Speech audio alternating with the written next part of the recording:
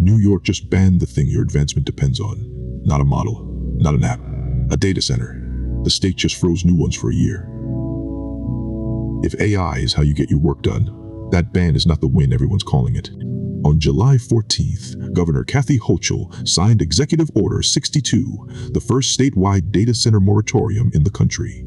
It pauses new environmental permits for any data center, 50 megawatts or larger, for up to a year while the state builds what it calls a higher standards framework. Already approved projects are grandfathered in. Everything new gets frozen. More than a dozen proposed projects are affected, and this isn't a niche rule. Nearly a quarter of all new data centers expected to be built through 2030 are projected to exceed 500 megawatts, well past the line this order draws.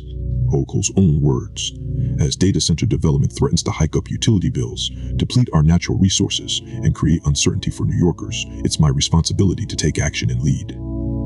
According to Pew Research, only 10% of Americans say they're excited about AI showing up in daily life, and about 2/3 are worried it's going to raise their electricity bill. That's the temperature this order landed in, and the reaction has mostly been relief.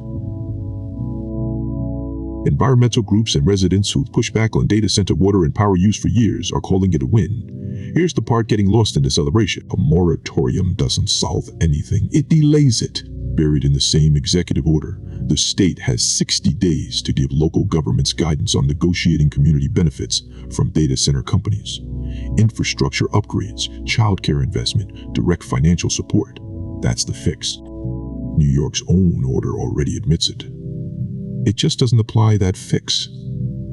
It applies a freeze and saves the actual solution for a guidance memo that shows up 2 months from now after the ban is already in effect. And the freeze doesn't touch the demand. Gartner projects global data center electricity consumption will hit 565 terawatt hours this year, up 26% from 447 last year.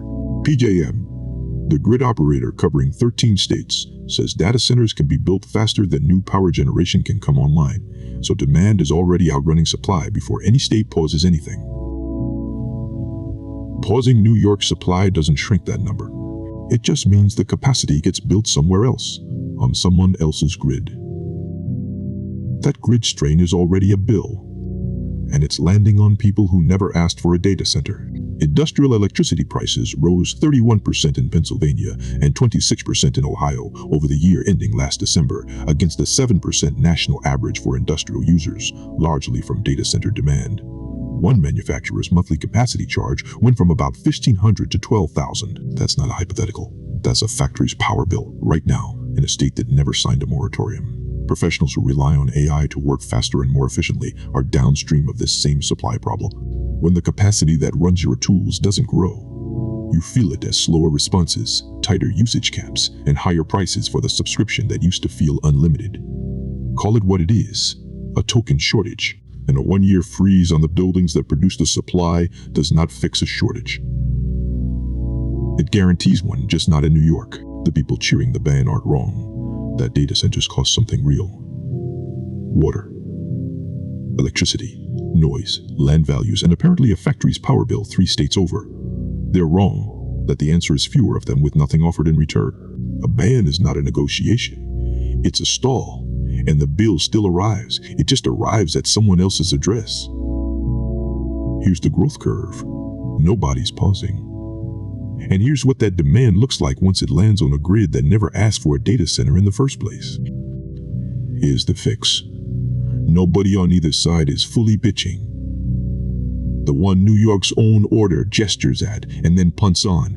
If data center companies paid for the electricity they draw and accounted for the extra water they use, actually offset it, so a host community's own energy prices don't move because a data center moved in. The calculus changes. A data center stops being something a town tolerates and starts being something a town can point to and say, our bills didn't go up because of that. This week, the move is simple. Next time you see a data center fight in the news, your state, near your school, wherever, skip the for it or against it framing. Ask the actual question: is anyone offering to pay for what it costs the community? New York's answer so far is a guidance memo due in 60 days. That version of the fight ends with more capacity getting built, not less. Everyone else is just arguing over who gets to say no. New York didn't solve its data center problem. It postponed it and called that a win.